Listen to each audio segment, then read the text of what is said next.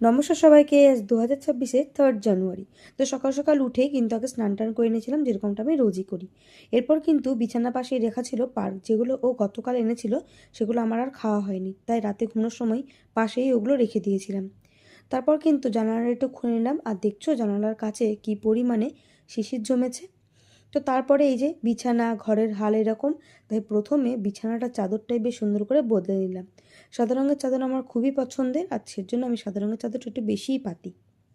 তারপর কিন্তু জামা কাপড়গুলো গুছিয়ে নিয়ে ঘরটা ঝাড়ু দিচ্ছিলাম। ঘর ঝাড়ু দেওয়ার পরে কিন্তু নিজেও একটুখানি মুখটা ফেস ওয়াশ করে নিয়ে ক্রিম মেখে নিচ্ছিলাম। তো এরপরে তো চলে যাব রান্নার কাজে। সকাল সকাল স্নান টান করেই কিন্তু চলে যাই রান্নার কাজে।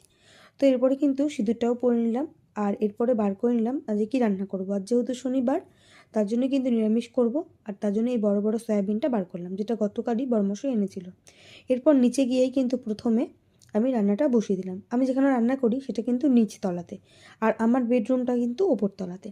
তো প্রথমে এসেই কিন্তু ভাতের হাঁড়িটা বসিয়ে দিলাম জল দিয়ে। তারপর নিচের ঘরে যে ঠাকুরটা আছে, তোমাদের সাথে তো আগেও বলেছি, সেইখানটাতে কিন্তু পুজোটা দিয়ে নিলাম। এরপরে তেমন আর কোনো ক্লিপ নিইনি।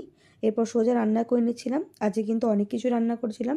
আর এই শীতকালের মধ্যে ছোটো আলুর দমটা কার কার অনেক পছন্দ বলো তো? আমার তো ভীষণ ভালো লাগে, তাই আজকে নিরামিষভাবে এই রান্নাটা করলাম। এদিকে ভাতটাও হয়ে গেছে, ভাতটা কিন্তু উপর দিয়ে দিয়েছিলাম।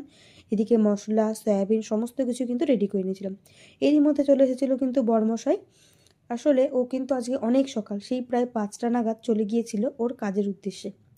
তো আসার পথে কিন্তু যেহেতু কৃষ্ণনগরে একটু ট্রেন দাঁড়িয়েছিল, তার জন্য আমার পছন্দের এই ডালপুরি এনেছিল। যদিও বা ও ডালপুরি খায়নি, তবে আমার জন্য আনতে কিন্তু একদমই ভোলে না। কৃষ্ণনগরে এই ডালপুরিটা আমার ভীষণই পছন্দের। তো সেটা খাওয়ার পরে আবার চলে এসেছিলাম রান্নাঘরে। লাস্ট রান্নাটা ছিল সয়াবিন, আর এদিকে দেখো ভাতটা বেশ সুন্দর করে আমি নামিয়েও নিয়েছি। কাসুরি মেথি দিয়ে কিন্তু আমি এই ডিশটা নামিয়ে নিলাম। তো চলো আজকে কী কী রান্না করেছিলাম শেয়ার করেছিলাম ভাত, তার সাথে কিন্তু আলুর দম, ছোটো আলুর দম। এর মধ্যে কিন্তু আমি দিয়েছিলাম কিছু মটরশুঁটি, আর কিন্তু করেছিলাম ওই যে সয়াবিন। তো তারপরে কিন্তু খেয়ে নিয়েছিলাম সেই পার্ক দুটো, যে দুটো সকালবেলাতে আমি বিছানা থেকে সরিয়েছিলাম। এরপর দুপুরবেলা খেতে চলে এসেছিলাম, আর দেখো কি দারুণ আজ রান্নাগুলো বেশ সুন্দরও হয়েছিল। আর তারপর খাওয়া দাওয়ার পরে রেডি হয়ে নিয়ে কিন্তু চলে গিয়েছিলাম পড়ানো। টিউশন পড়িয়ে কিন্তু চলে আসছিলাম, আর দেখলাম চাঁদটা কি দারুণ লাগছে। এসে কিন্তু মুড়ি মাখিয়ে নিয়েছিলাম একটু, তাই সেটা আমি আর বরমশাই মিলে বসে বসে খাচ্ছিলাম।